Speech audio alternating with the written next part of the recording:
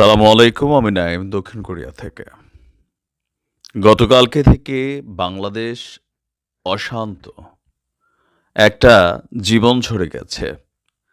চিন্ময় কৃষ্ণ দাস। ইসকনের এই ব্যক্তিকে ঘিরে সারা বাংলাদেশে সনাতনী যারা আছেন তারা এই মুহূর্তে মনে করছেন তাদের সামনে একটাই রাস্তা। যে কোনো মূল্যে এই চিন্ময় কৃষ্ণ দাসকে মুক্ত করতে হবে। আজকেও তারা কারাগারে স্বেচ্ছায় কারাবরণের উদ্দেশ্যে একটা লং মার্চের ঘোষণা কিন্তু দিয়েছে, যদি আজকে তাকে জামিন দেওয়া না হয়। চিন্ময় কৃষ্ণ দাসকে সরকার আসলে কোন কারণে গ্রেপ্তার করেছে? ধর্মীয় পরিচয়ের বাহিরে তার কি আর পরিচয় আছে? দর্শক, ইতিমধ্যেই সরকারের সর্বোচ্চ পর্যায় থেকে যারা এই সরকারকে পরিচালিত করছে, টিম এ বলেন, টিম বি বলেন, মানে উপদেষ্টা পরিষদের খুবই প্রভাবশালী একজন উপদেষ্টা আসিফ মাহমুদ, আবার আমরা টিম বি যদি ধরি, যারা বৈষম্য বিরোধী ছাত্র আন্দোলনের নেতা সার্জিস থেকে শুরু করে হাসনাত আবদুল্লাহ থেকে শুরু করে উপদেষ্টা পরিষদের আরও যে দুইজন সদস্য আছেন নাহিদ এবং মাহফুজ, তাদের যে বক্তব্য, সেই বক্তব্যে চিন্ময় কৃষ্ণ দাসের আজকে জামিন হবে না। ইভেন গতকালকে যে ঘটনা ঘটেছে, সেই ঘটনার জন্য যারা এই ঘটনাটা ঘটিয়েছেন, এখন যদিও তারা বলছেন তৃতীয় পক্ষ, বাংলাদেশে আরেকটা ট্রেন্ড হয়ে গেছে, যে কোনো ঘটনা ঘটলেই এখানে একটা তৃতীয় পক্ষের নাম ব্যবহার করা হচ্ছে। তো এই পরিস্থিতিতে কোনোভাবেই চিন্ময় কৃষ্ণ দাসকে আপনার ক্ষমা করা হবে না। ধর্মীয় পয়েন্ট অফ ভিউতে যতই চাপ দিক ভারত অথবা অন্যান্য জায়গা থেকে, আমরা দেখছি যে বাংলাদেশের স্বাধীনতা এবং সার্বভৌমত্বের উপর কোনো প্রকার হস্তক্ষেপ বা আঘাত এবং অবমাননা হয় এমন রাষ্ট্রদ্রোহী কর্মকাণ্ডে জড়িত হলে সরকার কঠোর ব্যবস্থা নেবে বলে জানিয়েছে আমাদের উপদেষ্টা আসিফ।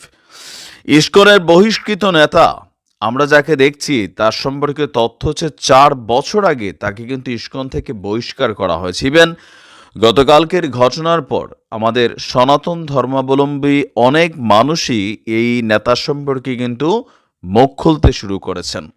তো তাদের বক্তব্য যে সে নানান ধরনের অপকর্মে জড়িত হয়ে আমাদের সনাতনী ভাইদের মধ্যেই কিন্তু বিভাজন তৈরি করেছেন। অনেকে হয়তো বিষয়গুলো জানেন, অনেকে জানেন না। তো সরকারের পক্ষ থেকে আসিফের বক্তব্য হচ্ছে যে আমরা স্পষ্টভাবে বলতে চাই, যদি রাষ্ট্রদ্রোহ ঘটনায় যুক্ত থাকেন, সে যেই হোক, যত বড় নেতাই হোক, তাকে কোনো প্রকার ছাড় দেওয়া যাবে না।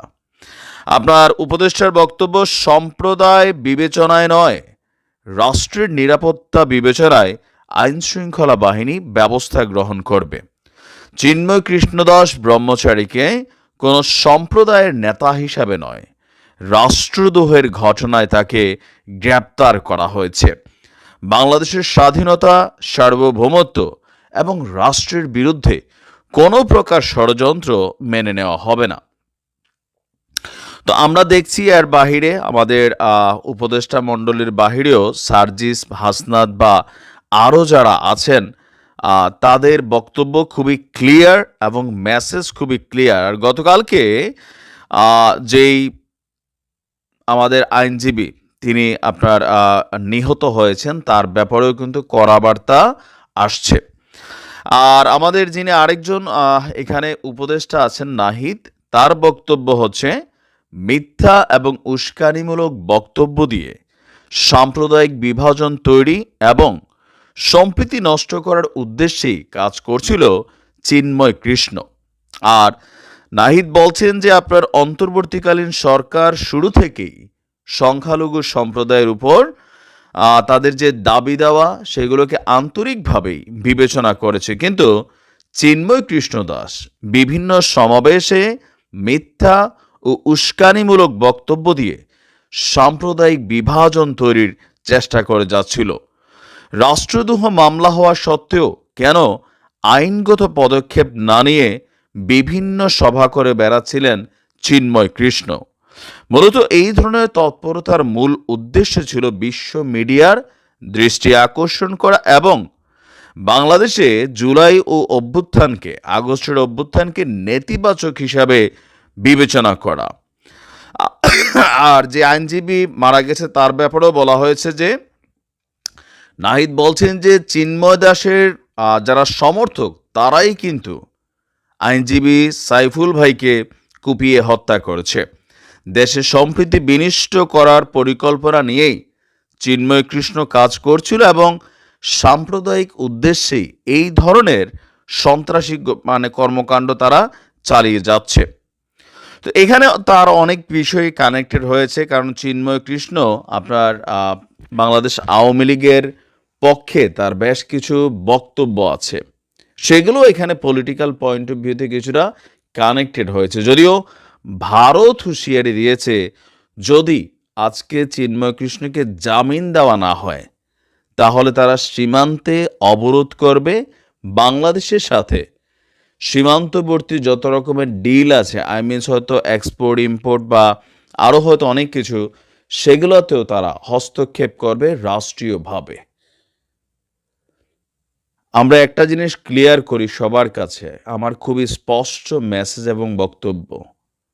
আওয়ামী লীগ সরকারের আমলেও অনেক আলেমরা ওয়াজের মাঠকে ব্যবহার করে কিন্তু অনেক উল্টা পাল্টা পলিটিক্যাল বক্তব্য দিয়েছিলেন সাম্প্রতিক বিভাজনের জন্য। এটা কিন্তু সত্য। সরকার কঠোরভাবে ব্যবস্থা নিয়েছে, বাংলাদেশে অনেক কিছু হয়েছে। তো আজকে চিন্ময় কৃষ্ণ হোক আর পিন্ময় কৃষ্ণ হোক, বাংলাদেশের স্বাধীনতার সার্বভৌমত্ব, ইভেন ধর্মীয় ইস্যুগুলোকে ব্যবহার করে বিভাজনের খেলা যারা খেলবে তাদেরকে অবশ্যই রাষ্ট্র কর্তৃক, আইন শৃঙ্খলা বাহিনী কর্তৃক শাস্তির আওতায় আনতে হবে। আর আমাদের আপামর জনতার উদ্দেশ্যে বলি, আইন আছে, আদালত আছে। আপনি কোনোভাবেই কোথাও কোনো মব জাস্টিস ক্রিয়েট করবেন না। আপনি হিন্দু হন, মুসলমান হন, একটা খেলা কিন্তু শুরু হয়ে গেছে, যেটা ভারতে আমরা বিভিন্ন সময় দেখেছি।